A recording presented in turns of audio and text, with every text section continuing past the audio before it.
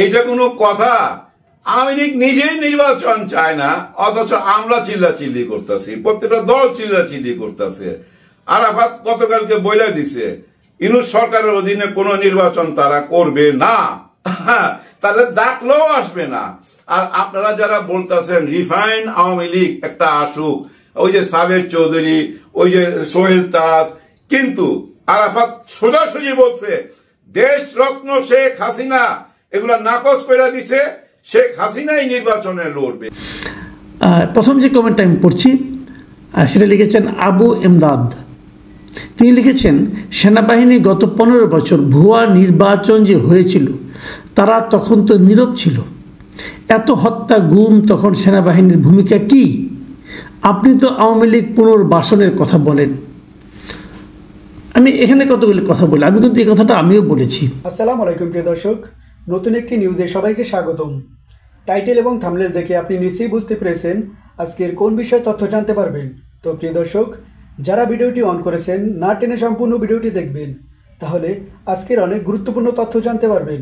তার আগে আপনাদের কাছে ছোট্ট একটি অনুরোধ, যারা এখনও চ্যানেলটি সাবস্ক্রাইব করেননি অবশ্যই সাবস্ক্রাইব করে পাশে থাকা বেল আইকনটি অন করে দেবেন, তাহলে প্রতিদিনের আপডেট নিউজ সবার আগে দেখতে পাবেন।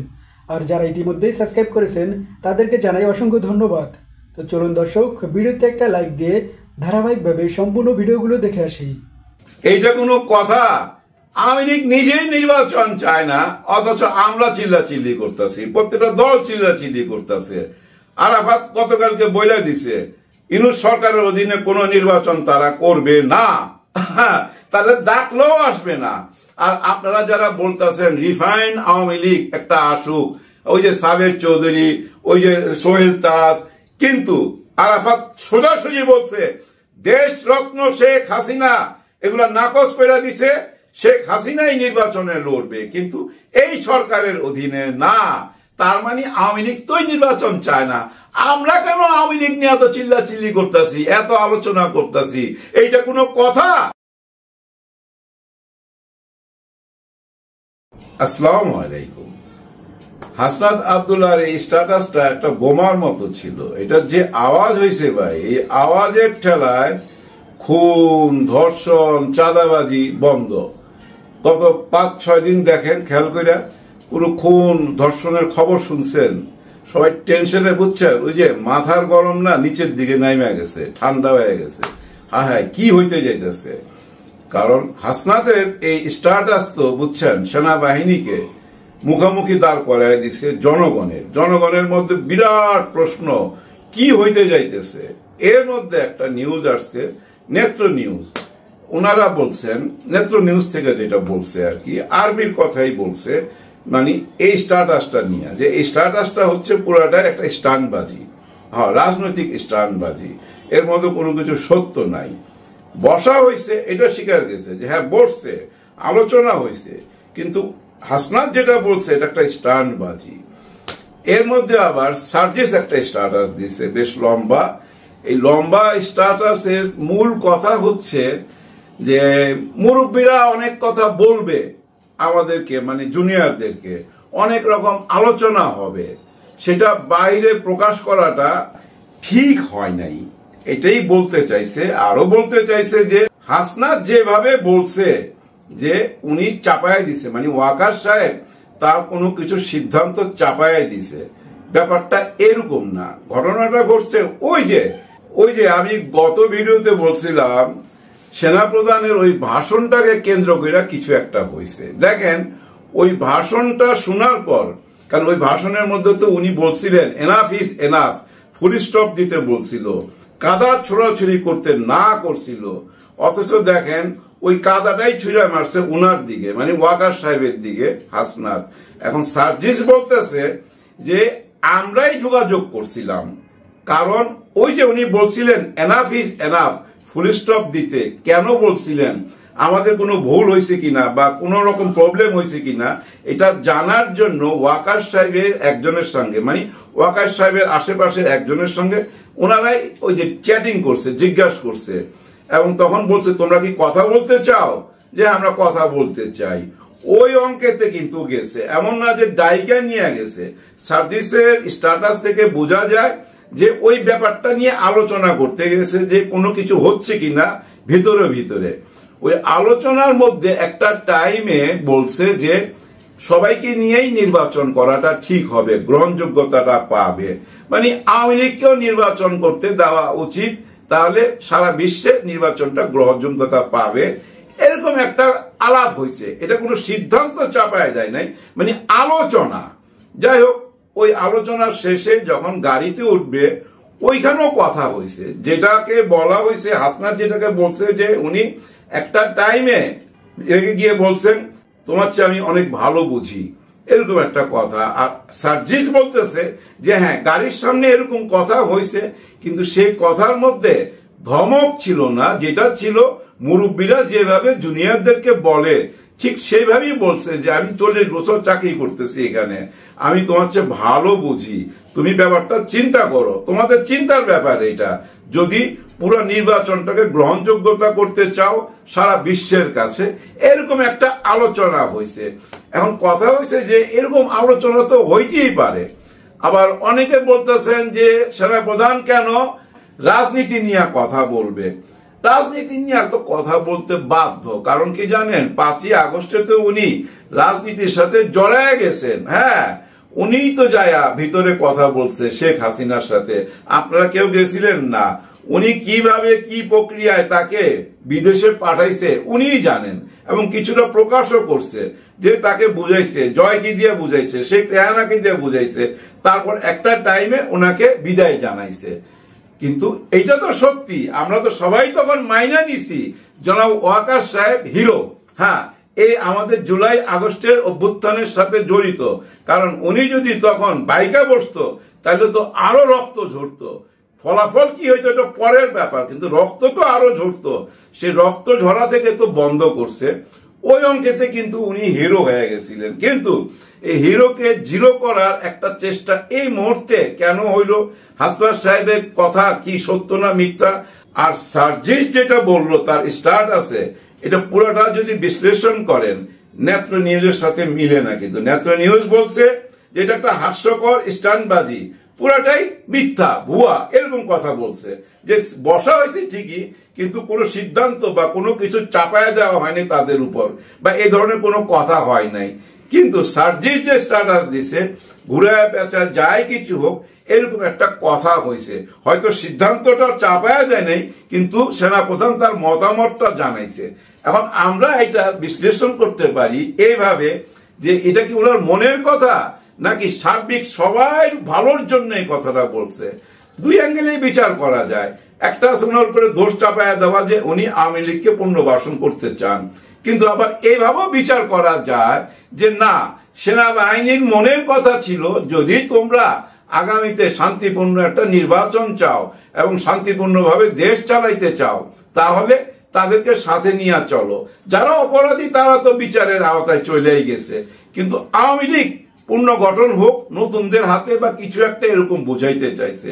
আমার মনে হয় এই কথাগুলা একজন মুরব্বী হিসাবে বলতেই পারে, কিন্তু 10 দিন পরে কেন হাসনাত এটা প্রকাশ করলো? সঙ্গে সঙ্গে যদি প্রকাশ করতো তাহলে ধরে নিতাম তারুণ্যের জোয়ার, হঠাৎ কইরা মাথা গরম হয়ে গেছে প্রকাশ কইরা দিছে, তা না। 10 দিন সময় গেছে, 10 দিনের অনেক চিন্তা ভাবনা হয়েছে, অনেক অঙ্ক হয়েছে। নিশ্চয়ই কেউ না কেউ হাসনাতকে বলছে যে না, এটা তুমি প্রকাশ করো। ও যদি নিজেই প্রকাশ করতে চাইতো তাহলে তো পরের দিনই প্রকাশ করে দিত, তা করে নাই কেন? 10 দিন সময় নিছে, তার মানে অনেকে তাকে বুঝাইছে। এখন কথা হচ্ছে যে হাসনাতের পিছনে কারা এসে দাঁড়াইছে? হাসনাত এই 10 দিন কাদের সঙ্গে আলাপ করছে? 10 দিন পরে কেন এই সাহসটা পাইলো? পিছনে কারা? সহজ অঙ্কে বোঝা যায় ভাই, পিছনে তারাই যারা ওয়াকার সাহেবকে পছন্দ করে না বা চায় না যে উনি এই চেয়ারে থাকুক। এরকম হইতেই পারে ভাই, এটা ধৈর্য নিতে পারেন। আবার এখানে হাসনাতও কিন্তু বলতেছে যে আমরা পদত্যাগ চাই নেই, সার্জিসও বলতেছে আমরা পদত্যাগ চাই নেই। পদত্যাগ চাইছে যারা, তারা মাঠ থেকে, তাদের সঙ্গে আমাদের যোগাযোগ নাই, তারা নিজে থেকে চাইছে। দেখেন, পদত্যাগ হোক না হোক, কিন্তু একটা তো ফাটল ধরলো। এই ফাটলটা কি শুভ লক্ষণ? মোটেই শুভ লক্ষণ না। কিন্তু প্রশ্ন হচ্ছে যে এই মুহূর্তে কেন এগুলা ঘটলো? ওই যে একটু আগে বললাম, খুন, রেপ, চাঁদাবাজি সব বন্ধ হয়ে যায়, এখন মিলিটারি ভার্সেস এনসিপি এবং রাজনীতির মাঠ এইভাবে গরম হলো কেন? এবং সবচেয়ে বড় ব্যাপার ২৬ তারিখে শেখ হাসিনা বাংলাদেশে আসবে। এর মধ্যে আপনারা শুইনা ফেলাইছেন যে দিল্লি ছাইরা উনি কলকাতায় সল্টলেক নাইলে নিউ টাউন নামে কোন একটা জায়গায় গেছে। সল্টলেকে গেলে বুঝতাম, জানতে পারতাম, কারণ ওইখানে তো আমাদের অঞ্জু ঘোষ থাকে, তার কাছ থেকে জানতে পারতাম। ওইখানে নাই। এখন নিউ টাউনে আছে কিনা আমি জানি না, কিন্তু দাবি করা হচ্ছে নিউ টাউনে আছে। কিন্তু এটাও জানা যাবে। কিভাবে জানা যাবে জানেন? কিছুদিন আগে পিনাকি ভট্টাচার্য ওনার যে দিল্লির বাসস্থান ওইটাও কিন্তু উনি দেখাইছিল, মনে হয় স্যাটেলাইটের ছবি। ওইটা একদম ঘরের ছাদ টাদ দেখা যাচ্ছে, বাগান টাগান দেখা যাচ্ছে, শেখ হাসিনা যেখানে ছিল। এবং উনি বলতেছিল যে যেখানেই যাবেন ওইখানেই খুঁজা বাইর করুম। যাই হোক, এখন তো কলকাতায় চলে আসছে শোনা যাচ্ছে। নিশ্চয়ই পিনাকি ভট্টাচার্য ওইটাও খুঁজা বাইর করবে, আমাদেরকে দেখাবে নিউ টাউনের কোন জায়গাটায় আছে। আর হঠাৎ করে দিল্লি ছেড়ে এখানে আসলো কেন? ওই যে আমরা একটা গুজব শুনতেছিলাম না ২৬ তারিখে চলে আসবে। দিল্লি থেকে আসতে তো ভাই ২ ঘন্টা লাগে, এখান থেকে ৪০ মিনিট লাগবে, হুট করে ঢুকে যাইতে পারবে, কাছে চলে আসছে। ইউনূস স্যার চীনে যাবেন ২৬ তারিখে। ২৬ তারিখের মধ্যে শেখ হাসিনা চলে আসবে। ২৬ তারিখের আগে মিলিটারি ভার্সেস এই যে এনসিপি পার্টি বিবাদ, কাদা ছোড়াছুড়ি এবং যা কিছু দেখেন সব কিছু কিন্তু এই চীনকে কেন্দ্র কইরা যেন কোনো কারণে ভন্ডুল করা যায় ডক্টর মোহাম্মদ ইউনূস স্যারের চীনে যাওয়া। কারণ চীনে গেলে তো ঘুম হারাম কইরা দিবে। চীন থেকে যখন ইউনূস স্যার ফেরত আসবে বাংলাদেশের রাজনীতির পটভূমি চেঞ্জ হয়ে যাবে, আলাপ আলোচনা সবকিছু বদলে যাবে ভাই। এই চীনে যাওয়াটা অনেক গুরুত্বপূর্ণ। আর এই গুরুত্বপূর্ণ বইলেই আজকে যা কিছু ঘটতেছে এই দেখবেন ২৬ তারিখের পরে এইসব আলোচনা থাকে। সেনাবাহিনীর ভূমিকা কিন্তু বিভিন্ন সময় বিভিন্ন রকম ছিল। আমি এই প্রসঙ্গটা এবারের প্রসঙ্গ বলতে গিয়ে বলেছিলাম যে এই যে গত কয়েক বছর যে নির্বাচনটা হয়েছিল তখন এই সেনাবাহিনী ছিল। তখন সেনাবাহিনীর ভূমিকা আমি মনে করি জনগণের পক্ষে ছিল না, বরঞ্চ সরকারের পক্ষে ছিল। কিন্তু এবার আমরা দেখলাম যে সেনাবাহিনীর ভূমিকা জনগণের পক্ষে থাকলো। মানে এই জুলাই আন্দোলনে অগাস্টের সময় সেনাবাহিনী কিন্তু জনগণের পক্ষে থাকলো। তো এই যে ঘটনাটা আমি বলেছিলাম যে এর পার্থক্যটা কোথায়? একই সেনাবাহিনী এরকম হলো কেন? এই পার্থক্যটা হয় কমান্ডের কারণে। আগে যারা সেনাপ্রধান ছিলেন তারা একভাবে কমান্ড করেছেন, এখন যিনি সেনাপ্রধান আছেন তিনি আরেকভাবে কমান্ড করেছেন। এই প্রধানের হয়তো ভূমিকাটা জনগণের পক্ষে, যে কারণে আন্দোলনে ওনারা সেনাবাহিনীর ভূমিকা জনগণের পক্ষে ছিল। সিম্পল হিসাব করতে আমি এই কথাটাই বলেছি। আর আপনি তো আওয়ামী লীগ পুনর্বাসনের কথা বলেন, এই কথাটা এভাবে সত্য নয়। পুনর্বাসনটা কখন হয়? যখন সেই দলটা না থাকে। আওয়ামী লীগকে দেশে নিষিদ্ধ কোনো দল এই সরকারকে আওয়ামী লীগকে নিষিদ্ধ করেছে? দেখুন, আমি কিন্তু ছাত্রলীগের পুনর্বাসনের কথা বলছি না, কারণ ছাত্রলীগকে এই সরকার নিষিদ্ধ করেছে।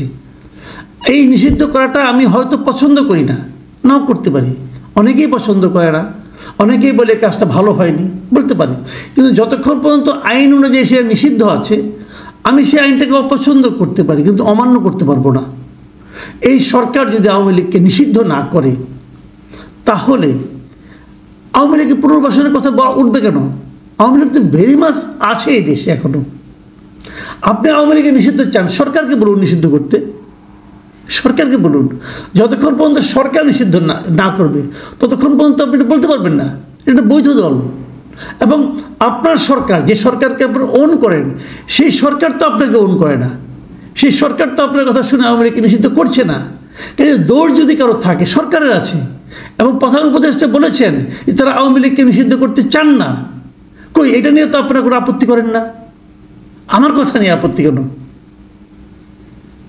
আমি তো বরং ডক্টর ইউনূস যে বলেছেন সেই কথাটা বলছি। আপনি যদি ডক্টর ইউনূসকে সমালোচনা না করেন, যদি ইউনূসের প্রতিবাদ না করেন, তাহলে আমার কথা প্রতিবাদ আপনি কেন করবেন ভাই? আমি তো একটা ছোট মানুষ, আমি তো বলি আমি ইউনূসের কথারই প্রতিধ্বনি করেছি মাত্র। আমি এর পরের মন্তব্যটা যাচ্ছি। পরের মন্তব্যটা করেছেন দিলশাদ বানু। তিনি লিখেছেন, তৃতীয় পার্টি শুরুতেই ফ্লপ। সকালে সূর্য ওঠাতে বোঝা যায় দিনটা কেমন যাবে। তারা জনগণের আশার স্থলে তো দূরস্থ, নিজেদের কাছে লেজে গোবরের অবস্থায়। এটা নিয়ে আমি করেছি কন্টেন্ট, কাজে এটা নিয়ে আমি আর কিছু বললাম না। এরপরে কমেন্টটা করেছেন মেজবাউল ইসলাম। তিনি লিখেছেন, দেশে আরও বড় বড় আন্দোলন হয়েছে, সেখানেও ছাত্ররা বড় ভূমিকা রেখেছিল, কিন্তু ছাত্ররা আবার পড়াশোনায় ফিরে গিয়েছিল, নিজেদের কাজে ফিরে গিয়েছিল। আর এদেরকে সরকারে বসিয়ে অতিরিক্ত হাইলাইট করে তাদেরকে ধ্বংসের দ্বার প্রান্তে নিয়ে যাওয়া হয়েছে। তাদের অনেকেই দুর্নীতির বরপুত্রে পরিণত হয়েছে। তাদের আত্মীয় স্বজনরা আরও এক ধাপ এগিয়ে উপরি নিয়ে অন্যের ফাইল চালাচালিতে বদলিতে ব্যস্ত। এভাবে তারা অল্প বয়সের দুর্বলতায় আক্রান্ত। কেউ পরিণতিটা বুঝতেই পারছে না যে দেশের স্কুল, কলেজ, বিশ্ববিদ্যালয়ের ছাত্ররা আর পড়াশোনায় মনোযোগী নয়। তারা এইসব দল আন্দোলন করতে, থানায় ঘুরতেই পছন্দ করছে। তারা জানে না তাদের ভবিষ্যৎ কতটা অন্ধকার। দেখুন, এই কথাটা কিন্তু অনেক গার্জিয়ান, অনেক অভিভাবকই আমাকেও এই কথাটা বলেছেন। আমি নিজেও কিন্তু এভাবে অনেক জায়গায় বলেছি। জনাব মেজবাউল ইসলাম, আপনাকে অনেক ধন্যবাদ এমন একটা সুচিন্তিত মতামত দেওয়ার জন্য। এরপরে মন্তব্যটা লিখেছেন মিস্টার রিজওয়ান। তিনি লিখেছেন, বাংলাদেশের মধ্যে এখন যা হচ্ছে তার জন্য তুমিও দায়ী, কারণ তুমি দেশ ও ছাত্রদের নামে পাবলিকলি ঘৃণা ছড়াইছ। উপদেষ্টা না হওয়ার আক্ষেপে তুমি দেশে বিশৃঙ্খলা ছড়াচ্ছ। প্রথমত, উপদেষ্টা হওয়ার কোনো রকম প্রত্যক্ষ অথবা পরোক্ষ ইচ্ছা আমার কখনো ছিল না, এখনও নেই, আগামীতেও থাকবে না। এই বিষয়টা আমি বহুবার পরিষ্কার করেছি, আজ আবারও বললাম, এবং আগামীতে আপনাদেরকে বলে রাখি, আগামীতে কখনো কোনো দিন আপনারা যদি আমাকে দেখেন যে আমি সরকারের কোনো লাভজনক পদে বেতনভুক্ত কোনো দায়িত্ব নিয়ে গিয়েছি, সেদিন আপনারা আমার নামে বাসায় একটা কুকুর পেলেন ভাই। আর কি বলবো, আমি কখনো এই কাজ করব না। আমি আজীবন সাংবাদিক এবং মৃত্যুর আগের দিন পর্যন্ত সাংবাদিকই থাকতে চাই। এবং আপনারা যদি বেঁচে থাকেন, যতদিন আমি বাঁচব দেখবেন। আর আগে যেটা বলছেন, আমি কারো নামে পাবলিকলি ঘৃণা ছড়াচ্ছি না। ঘৃণা ছড়ানো আমার কাজ না। আজকে যে কন্টেন্টটা আমি করেছি সর্বশেষ আপনি দেখলে বুঝবেন, আমি কিন্তু এই দলটা ভালো হোক এটা চাই। এবং ওনাদের মধ্যে যে নিজে যে পরস্পরের বিরুদ্ধে বলছেন, সেটা নিয়ে ভাবুন একবার, কেন তারা পরস্পরের মধ্যে বলছে। আমি যে সেই কথাটাই বলেছি, আপনাদের মধ্যে দলীয় ঐক্যটা আপনারা আগে স্থির করুন। আপনারা যদি শুরুতে এরকম নিজেরা কাদা ছড়াছড়ি করেন, তাহলে আপনাদের সম্পর্কে এই দেশের মানুষ কি ভাববে? আপনারা একটা নতুন দল, আপনাদের মানুষের মধ্যে কোনো আস্থার কোনো নমুনা দেখাতে পাচ্ছেন না। এটাই আমি বলেছি ভাই। আরেকটা কথা ওনাকে বলছি, ভাই মানুষকে সম্মান দিয়ে